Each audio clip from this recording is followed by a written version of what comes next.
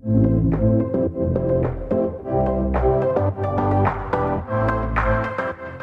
T5 dan Vivo T5 Pro 5G resmi hadir di Indonesia pada April 2026. Sebagai smartphone kelas menengah yang berfokus pada performa dan daya tahan baterai.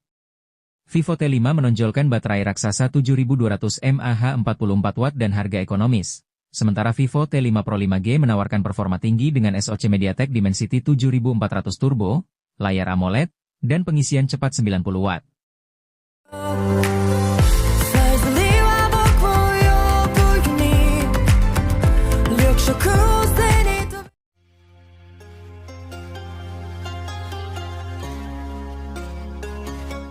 Infinix Smart 20 adalah smartphone entry level, rilis Maret 2026, seharga 1,2 jutaan yang menonjolkan layar 6,78 inci 120 Hz, chipset MediaTek Helio G85, dengan RAM 4 GB, penyimpanan hingga 128 GB, dan baterai 5200 mAh.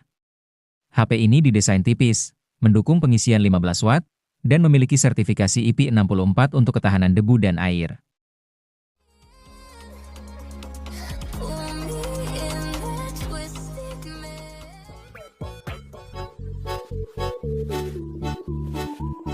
Ketahanan daya untuk kelas HP entry rasanya sudah jadi hal wajib. Hal ini masih menjadi tren per artikel ini dibuat. Salah satu HP yang cukup menarik di kelas ini adalah Infinix Smart 10 Plus. Ia menawarkan baterai 6000 mAh yang siap menemani berbagai aktivitas seharian penuh.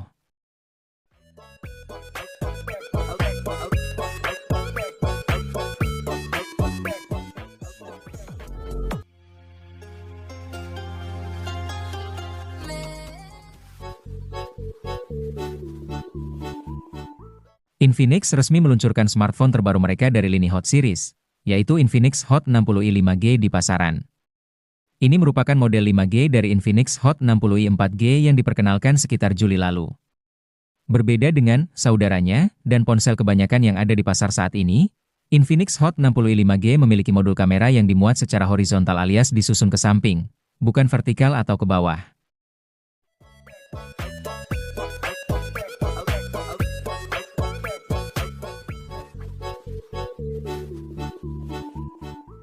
Spar 40 Pro hadir dengan baterai 5200 mAh dan fitur 10 Watt reverse charging.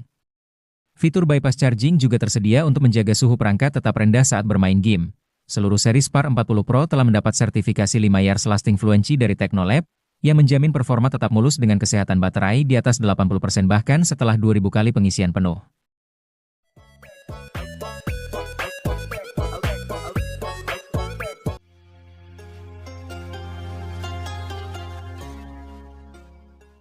Tecno kembali memperkuat dominasinya di segmen entry level dengan peluncuran resmi Tecno Spar 40 varian reguler di Indonesia pada Desember 2025. Peluncuran ini melengkapi varian Spar 40 Pro dan Pro Plus yang telah hadir lebih dulu, sekaligus menawarkan alternatif lebih terjangkau tanpa mengorbankan fitur penting. Dibanderol mulai 1,7 jutaan Spar 40 hadir dengan desain tipis non-premium, layar 120 Hz, baterai 5200 mAh, fast charging 45 Watt, NFC, sensor sidik jari samping, dan speaker ganda.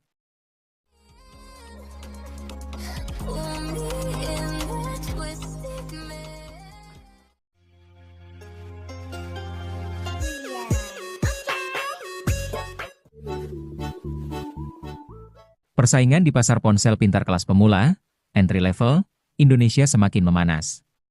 Di tengah gempuran berbagai merek, Vivo kembali menghadirkan jagoan barunya yang menyasar segmen paling sensitif soal harga.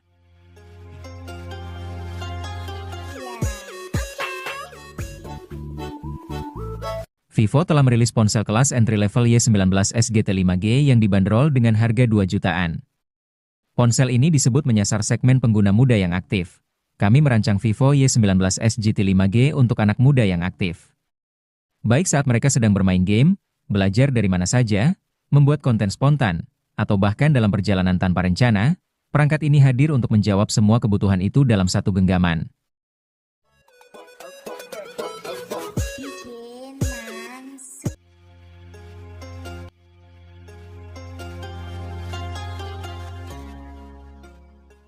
Poco C71 ini merupakan rebrand dari saudaranya yakni Redmi A5 dengan desain dan spesifikasi yang sama persis.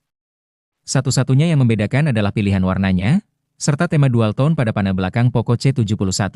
Poco C71 juga menawarkan layar 6,88 inci dengan refresh rate 120 Hz. Tampang depannya masih mengusung desain dengan notch water drop untuk menampung kamera selfie 8 megapiksel.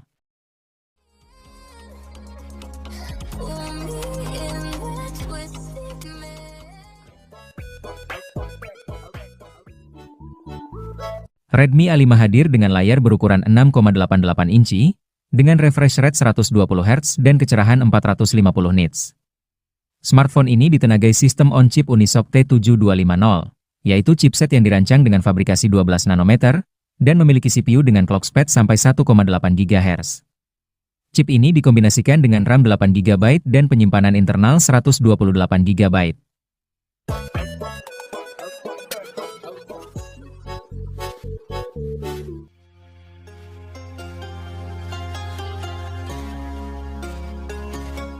Xiaomi Redmi A7 Pro adalah ponsel entry-level terbaru dari Xiaomi, yang baru saja resmi diluncurkan di Indonesia pada akhir Februari 2026.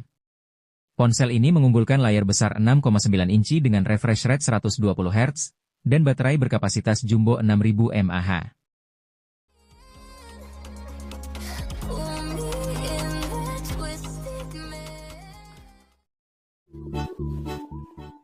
Redmi 13X resmi menjadi ponsel entry-level terbaru Xiaomi di Indonesia.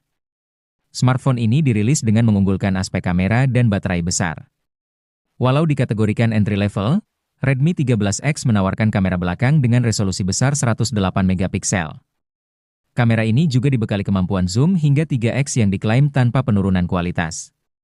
Selain itu, dukungan kamera tersebut juga dinilai dapat membantu pengguna menangkap objek foto di malam hari atau di lingkungan minim cahaya.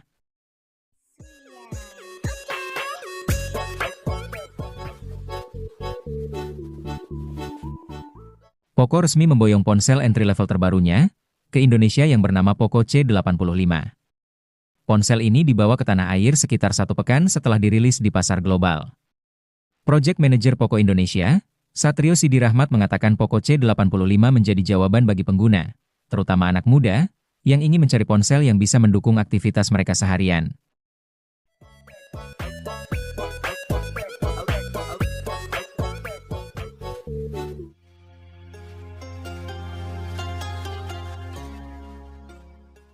Oppo A6X 5G dan A6X 4G memiliki desain yang sama persis, baik bodi yang memiliki pola dan tata letak yang sama, maupun desain layar yang sama-sama memiliki punch hole. Spesifikasi layar dan kamera kedua ponsel ini juga identik karena punya ukuran layar dan resolusi kamera yang sama. Perbedaan utama dari kedua ponsel ini yaitu chipset yang menenagai masing-masing perangkat. Oppo A6X 5G ditenagai chipset Dimensity 6300 dari MediaTek. Lain dengan Oppo A6X 4G yang diotaki chip Snapdragon 685.